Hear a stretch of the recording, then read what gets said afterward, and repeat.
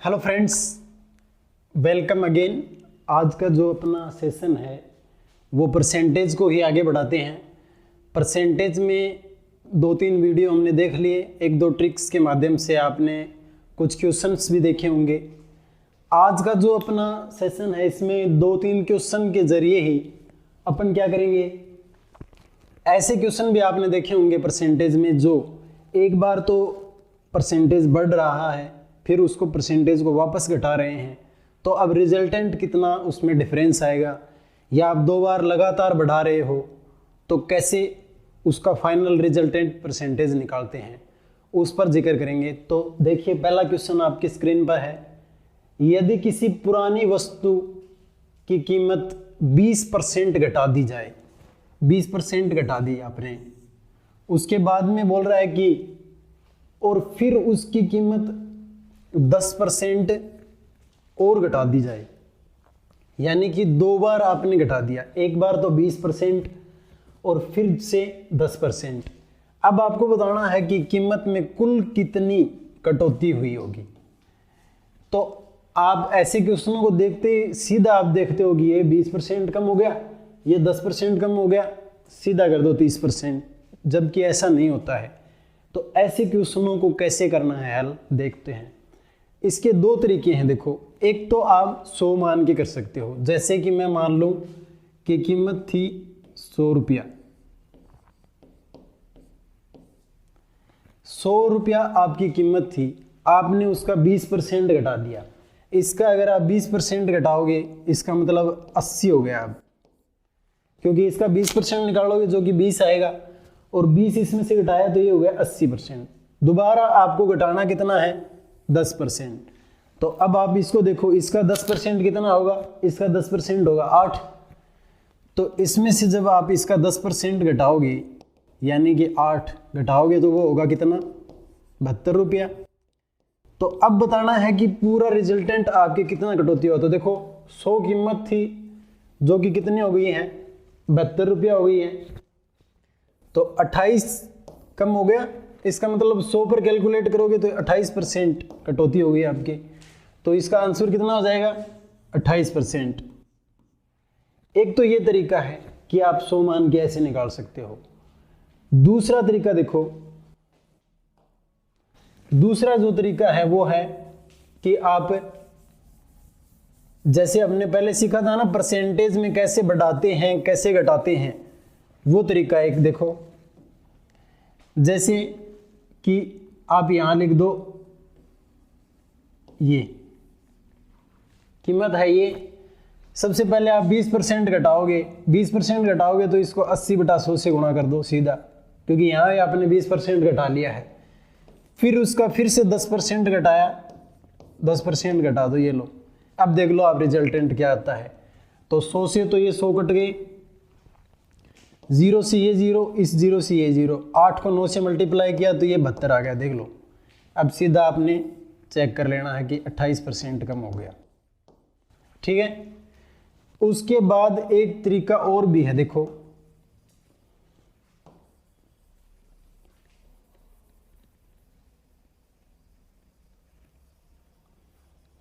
जैसे हम फ्रैक्शन से अगर निकालने की कोशिश करें तो पहले आपने कितना परसेंट घटाया, 20% घटाया, तो आप क्या लिख लोगे, 20% का फ्रैक्शन क्या होता है अभी, 1/5, यानी कि पहले आपकी कीमत आपके पास 5 थी और उसमें से 1 घटी तो कितने हो गई, 4। तो 5 थी, अब 4 हो गई।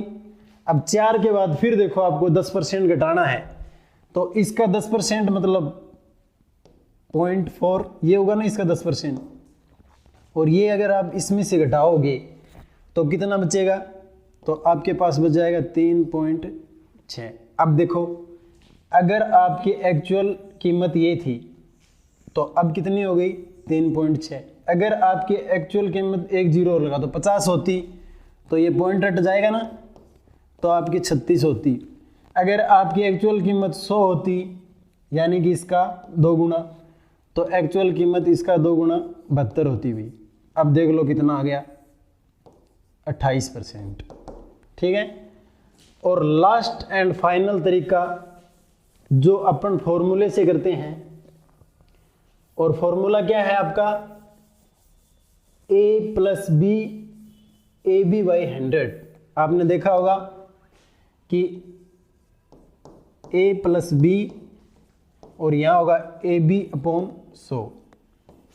जब आप किसी भी परसेंटेज को 2 बार घटा रहे हो या बढ़ा रहे हो, एक बार बढ़ा रहे हो, तो उसमें आपको ये फॉर्मूला भी काम में आएगा। अगर आप घटा रहे हो तो आपको माइनस लगाना पड़ेगा, अगर आप बढ़ा रहे हो तो आप प्लस लगा दोगे।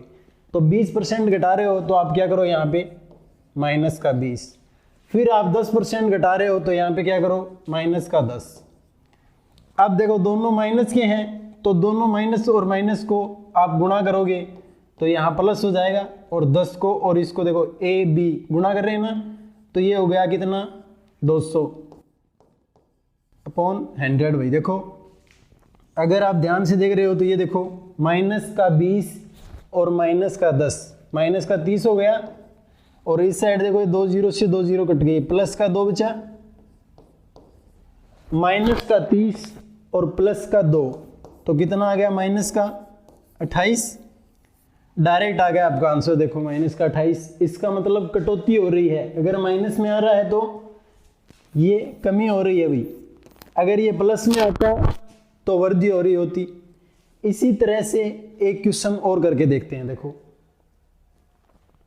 ये है अगला क्वेश्चन, बजट से पहले किसी कार की कीमत 30% बढ़ा दी गई। कार की कीमत 30% बढ़ा दी गई है और बजट में फिर 10% बढ़ा दी गई है। इसका मतलब 2 बार वृद्धि हो रही है परसेंटेज की। तो कार की कीमत में कुल प्रतिशत वृद्धि कितनी होगी वो बतानी है। एक तरीका तो आपका यही है, a plus B plus A B by 100। इसमें अगर आप वैल्यू रखोगे तो 30, क्योंकि वृद्धि हो रही है तो प्लस का रखोगे आप, 30 प्लस ये हो गए 10 प्लस ए बी बाई 100 है, तो दोनों को मल्टीप्लाई करोगे तो ये कितना हो गया, 300 और ये 100। ये देखो यहाँ से 2 0 से 2 0 कट गया, 30 में 10 जोड़े तो ये हो गए 40 प्लस 3 ये, यानी कि 43% वृद्धि हो जाएगी भाई। तो 43% आपका आंसर हो जाएगा ये, ठीक है। उस तरीके से भी करके देखते हैं जो हमने 100 मान के किया था अभी।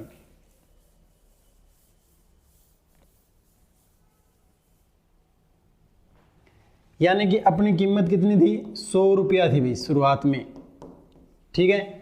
अब आपने उसको 30% बढ़ाया है, जब आप इसको 30% बढ़ाओगे तो ये हो जाएगा 130।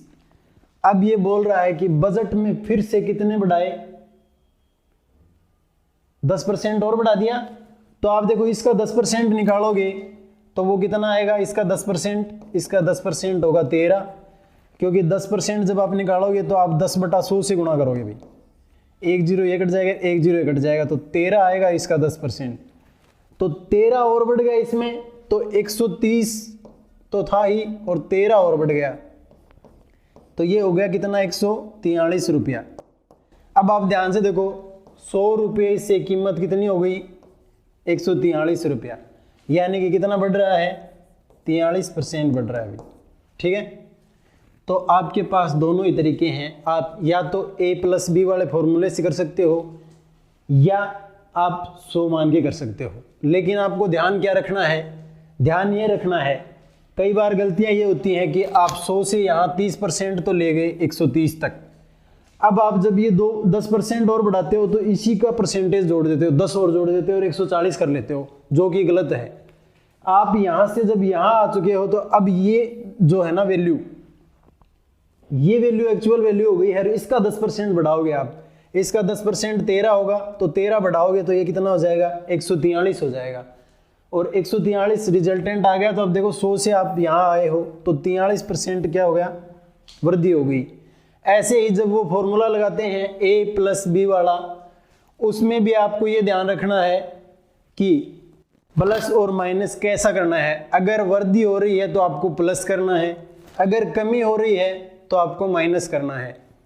और ध्यान ये रहे कि a b और a प्लस बी बाई 100 करता है भाई, ठीक है। अगर कमी हो रही है तो आप इसको माइनस कर दो, और जब दो माइनस किए हैं आपस में मल्टीप्लाई होंगी तो प्लस होंगी। बस यही गलतियां होती हैं, बाकी आंसर किस हिसाब से निकालना है ये हम देख चुके हैं, ठीक है। Thank you.